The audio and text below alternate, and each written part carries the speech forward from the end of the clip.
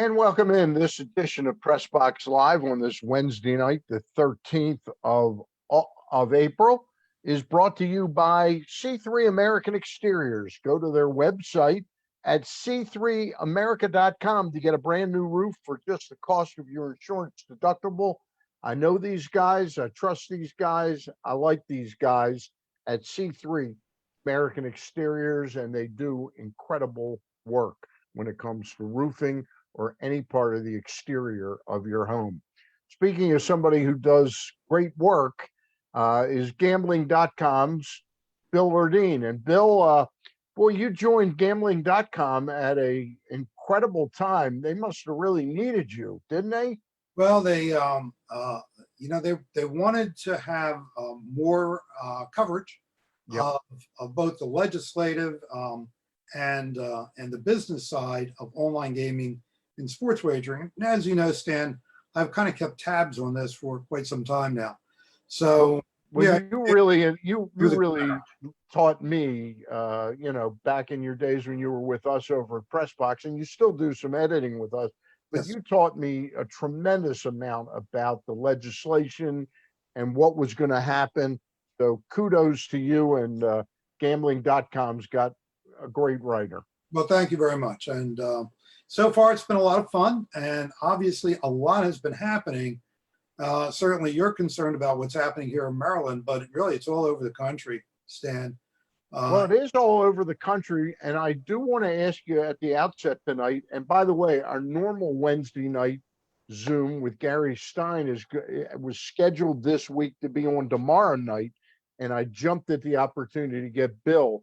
Tomorrow night, Gary Stein and I will have EJ Narcisse and John Maroon to talk about a new venture they're doing called SAIL, Student Athletes Image and Likeness, where they are attempting to get college clients to help the kids educate themselves in another brave new world, Bill. This whole legislation that's affecting college sports and athletes right now. It's a big deal, and not to get off onto a tangent. Yep. In fact, sports wagering will also be an influence, I should say, in that discussion, as colleges actually marry up with gambling companies. It's already happened in a few cases, and I suspect it will happen in more. It's a brave new world out there. But I wanted to deal directly with what's going on in the state of Maryland. And a couple weeks ago, I won't say you were doom and gloom at all, but the necessary heavy lifting hadn't really taken place. And there was some thought that this might go past the legislative session, which just ended, I think, today or yesterday. And might need to go to a special session. What brought this about, the cooperation between the House and the Senate to work on House Bill 940 and get it to the governor? Yeah, they didn't want to work during the summer, I think. But my sense of this always, Stan, is that this was going to get done in the year 2021. And right. I brought up summer session insofar as that, if people were going to suggest that this would not get done by this past Monday, I'd say they're going to find a way to get this done by the end of 2021, even if it involved going to summer session, because that's happened before with gambling issues in Maryland. But they did find a way to get this done by their own deadline, which was midnight on Monday night. You and I discussed it the other day, and you obviously, this is something you work with all the time. For me, I hear certain things and it sticks. Other things don't stick so quickly. But one of the things is the number of licenses and the people, how many entities will be out there percolating. This can't make the actual industry, the casino industry in the state of Maryland, the operators, very happy. Well, that they have not piped up and said that. But I mean, if you look at what they said a year ago, you compared to what happened a year ago, meaning back in March, for instance, of 2020, February and March of 2020, and you see what actually did happen here in April. We're in April, right? In April of 2021. Um, one might speculate that some casinos Yeah, are not happy with how this eventually happened. Because in 2020, I mean, facts are facts.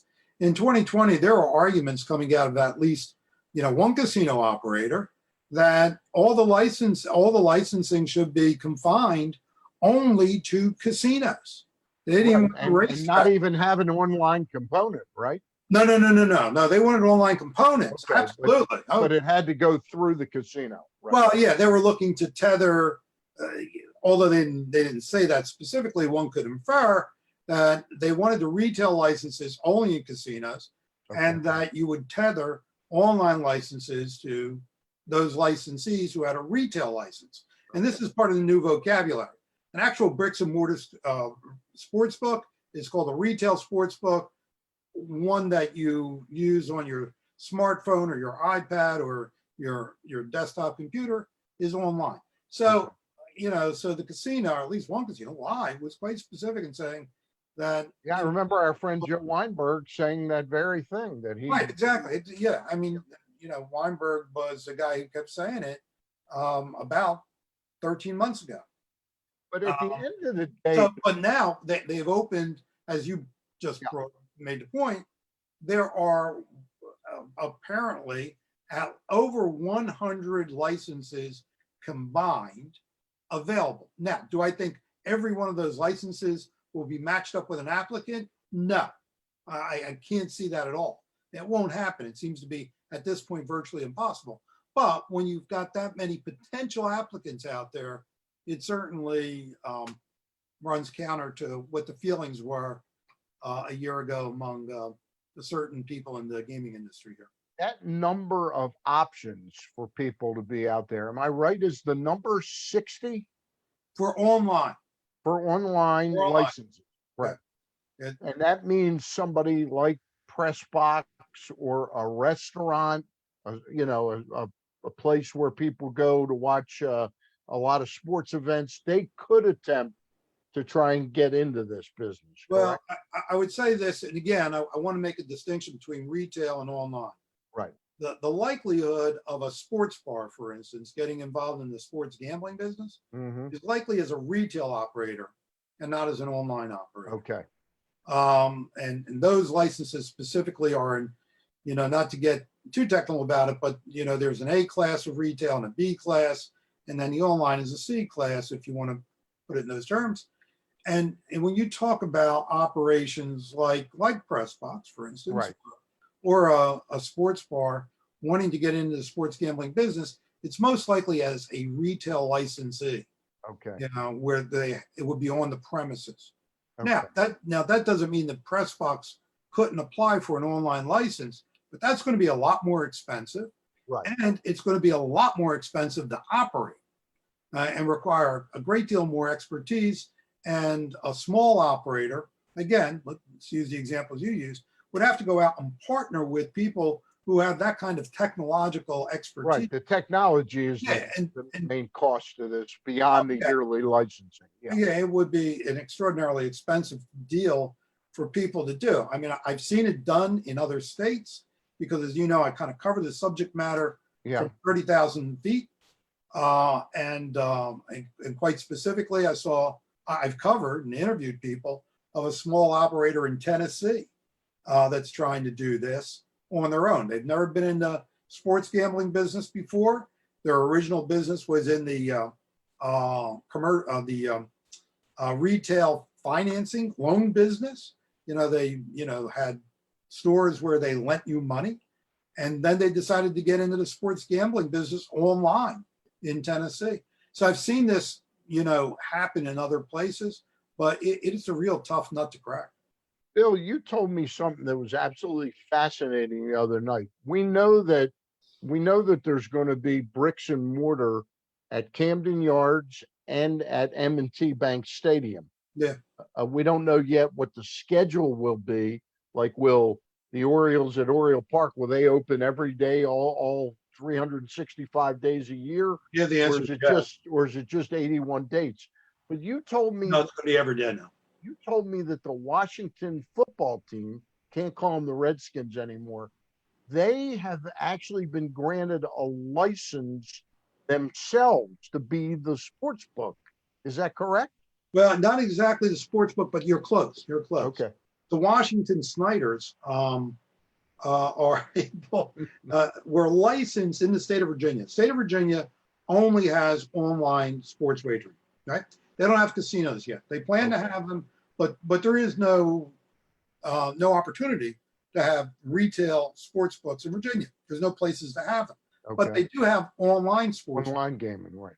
Yeah, you can, get in your car and drive down to Virginia and open up your cell phone and gamble, once you cross the Virginia state line. And the Washington football team actually received the license in partnership with FanDuel, Okay. which was quite different than anything I have seen elsewhere, where the sports franchise actually becomes a licensee. Right. Now they have kind of made a big deal of saying we're not the bookmaker. That's FanDuel. FanDuel is the bookmaker, not us. But I'm having a hard time in my mind parsing out. Okay, so exactly. All right, you're not setting the lines, but you are a partner. So I don't know what their financial arrangement is, but if they are financially, attached to FanDuel, that they're in the business, right? They're in the sports wagering business. So it's an odd situation. Yeah. And it remains to be seen, at least because I am not familiar with every detail Right. of the Maryland bill. But we don't anticipate the Orioles or Ravens ending up being a licensee at this point in time. Well, no, I would like to back off of that. Okay. I don't know. There was a point as this bill bounced all around between two chambers, and even, from committee to, within committees, in chambers. I read the bill at one point that made the Ravens and the Orioles and the Washington football team all license holders, as I read the bill. Now, I'm a layperson, as I like to say. I'm just an idiot sports writer. Right. I'm not a lawyer. But as I read the bill at that point, the teams were indeed license holders. Now that may have changed as this bill has run its course, both through the Budget and Taxation Committee in the Senate, and then went back to the House. So I'm telling you right now, I don't know the actual nature of the sports venues relationship in a technical sense, whether the license is actually attached to the venue or whether it's attached to the sports franchise. So let me ask you a question. The Redskins, I guess their training facility or home base is in Virginia, I believe. The Nashville, Virginia, right. But the stadium is in Maryland. Correct. So they could technically be a licensee in Virginia, which they've already been granted, and also hold a license in Maryland, possibly? The answer is yes. Okay. Yeah. Fascinating. That is Let's talk about timing right now. We're at April. To make it easy, we're just tax season, so it's April 15th in the next day or so. When do you think the first people will be able to either bet at the live casino or the MGM Grand or on their computer at home? Are we talking right in August, September? The goal is I'm going to use a date in a very soft way. The goal right now is September the 1st. Okay. Yep. All right. That makes sense. A question about this. It ended up passing both in the House and the Senate, this House bill, and this is unusual that they took the House bill and they worked through the House bill the whole way in the Senate.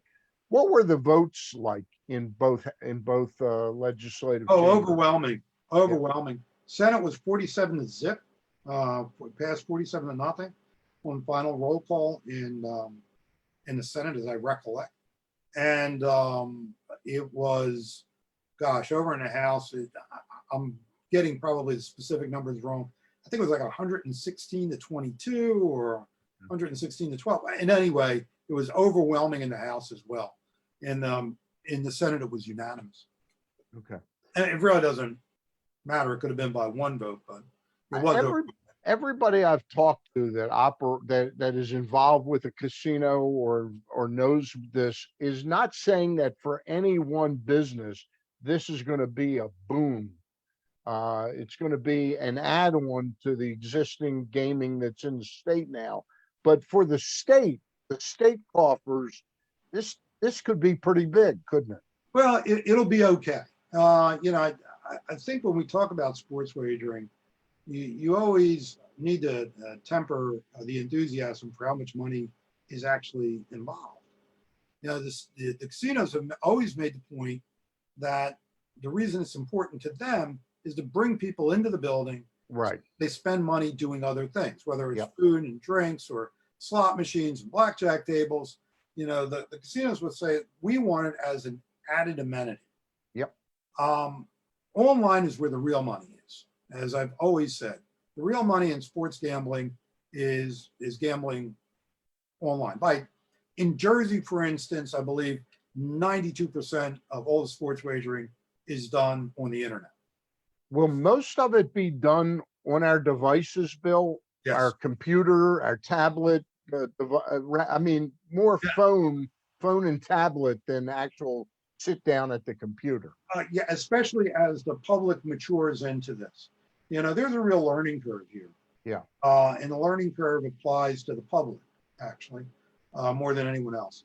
They need to get adjusted to what gambling looks like in the 21st century, as opposed to what they saw in the movies, right? Yeah, and Guys and Dolls. Yeah, right, exactly. Yeah. I got a horse right here. His name is Paul Revere. Yeah, Stubby K. Yeah. But even, folks of a more recent vintage who've been to sports books in Las Vegas prior to, remember, online gambling in the United States, online sports gambling in the United States is about 2 years old. Right. 2.5 years old. PASPA was overturned in, I believe, with May or June of 2018. I always get the months confused, but sports gambling, online sports gambling in the United States is brand new. So most people are used to sports gambling where you went to Caesar's Palace or you went to the Westgate. Excuse me. It's all right. That's modern technology. Modern technology at its most inconvenient. Yeah. But at any rate, most people are used to, going to a big fancy sports book and a casino, and you walk up to the counter and you say, I want the Ravens to beat the Steelers, given 3 points, whatever it is. And that's not what sports gambling is likely to be. Not likely to be. It certainly will not be that in the future. And the future is tomorrow, actually. Yeah. Or right now. And that is that people will be gambling as the game is in progress on a convenient device like the one you held up. And it will be, as I said, on the game in progress, where, if you didn't, you were interested in that bet, the Ravens, giving 3 to the Steelers. And then on the first offensive possession, the Ravens, Tucker guns out there and kicks a field goal. All of a sudden now, if you want to bet on the Ravens, you got to give 5 points, right. instantaneously. And the odds change within the game. Yeah. And then now maybe you want the Steelers, right? Right. Because you think, the Steelers can overcome that. So all of this is going to happen through a mobile device, through an iPad, through a cell phone, and it's going to be very rapid paced. It's going to be a much different gambling experience than what any of us have thought of as sports gambling. Bill, let me talk to you for a minute about something, and I'm not knocking them at all, but Masson, in the first 2 weeks of the season, they've got a pregame show, and one day the desk says FanDuel, the next day the desk says DraftKings, and they have a young guy, seems to be like 28 to 30 years old, wearing a Masson shirt.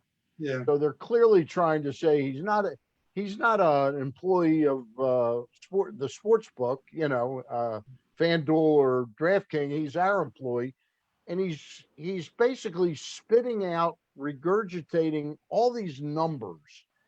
Is that the way the public is going to be kind of groomed and taught about how to do this? It's just, I mean, my head was ready to explode the first 2 minute segment I saw. Well, the short answer to your question is yes. Okay. As I mentioned earlier, there's going to be a learning curve here, and the education is going to be of the public. And is it all going to be, you got to teach yourself? Is there any teaching that's really going to go on by the sports books? They're not going to take the time to teach us.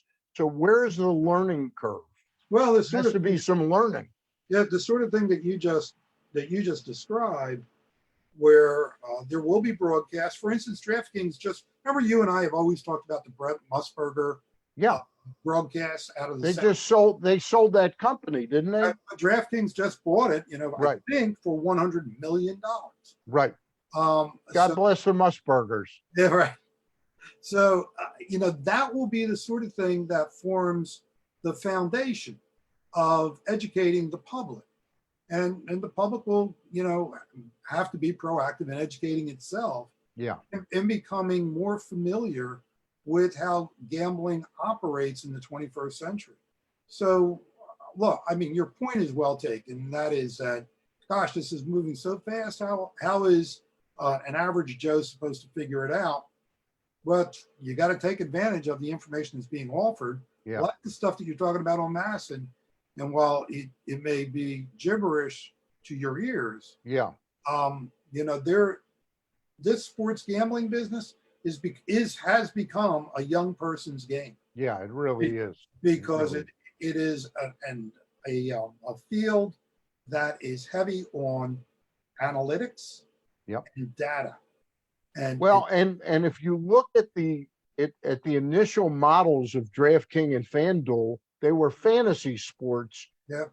But little did the Joe Q public know that the public that was betting on those were highly skilled mathematicians and analytics people that were both putting up most of the money and winning most of the money, correct? That's absolutely true. Yeah, they made up the bulk of the money that was actually making up the player pool. Right. And remember that's sort of a peer-to-peer operation, daily fantasy. You're all putting into, as you know, I wrote a book about daily fantasy. I remember. Yeah, in 2015. And it is not exactly pari-mutuel, but you are putting money, it's more like a poker tournament. Mm-hmm. You're all contributing money into a prize pool, and depending on your finish in the competition, you will be rewarded commensurate with your finish. So you're right. Back in the day, right from the very beginning, highly skilled people were making up the bulk of the money actually going into the player pool. Yeah. And not surprisingly, they were winning the pool. They were winning the bulk of the money at the end of the day. Look, this is an ongoing topic. We're going to talk many, many times. I always appreciate your time, Bill. I've got one more question for you. Sure. The fear that pro sports had about gambling, and you go back to why when Willie Mays and Mickey Mantle were shaking hands in Atlantic City, they got banned from baseball because of baseball didn't want the appearance that they were, hobnobbing with gamblers. Yeah, right. To Pete Rose's situation, which was really the most dramatic, that he actually bet on baseball games while he was in a uniform. We don't know if he did it when he was a player, but he definitely did it as a manager. They said those fears, when FanDuel and DraftKings came around, and it was people betting on fantasy sports. Yeah. I said, well, that doesn't bother me because nobody's going to fix enough things to happen that's going to let my fantasy team win this one match. Okay. Yeah. But now we're getting back to the bulk of sports betting is going to be outcomes directly related to players playing and results being tabulated. Do you have any fears Do I won't that say this is fears, going but to be, we're going to I get certainly, situations that could arise? I mean, I certainly have concerns, and so does everybody else in this universe. Do Adam Silver, Roger Goodell, and Rob Manfred and the NHL, do they have concerns, legitimate concerns? Well, of course they do, and that's why they pay lots of money to very fancy technology companies to keep an eye on this thing. Okay. You know, technology companies that essentially sell their integrity services, which is basically a technological monitoring of betting patterns and what's happening on the field in order to detect anomalies. This is a big, huge business. And the leagues have already partnered with these companies to basically be, their early warning system in case something, in case those sorts of things happen. Is this similar, Bill, to some of the things that have come into the Wall Street now, where they have the ability to stop trading when something really crazy is happening? I mean, I think that it's a reasonable comparison. Okay. I don't know that it's exactly the same sort of thing. I will say this: in the olden days, meaning like 5 years ago, that watchdog role was actually fulfilled by the bookmakers themselves. The bookmakers in Las Vegas, always held themselves out as basically the first line of defense against match fixing, what we call match fixing now. And in fact, it was the bookmakers in Las Vegas who sniffed out some of these college basketball scandals and alerted the authorities to them. The authorities weren't the first ones on the scene there. It was the bookmakers. Now, the bookmakers and the leagues and the teams are all partners together. Right. It's like a little Wild West a little bit.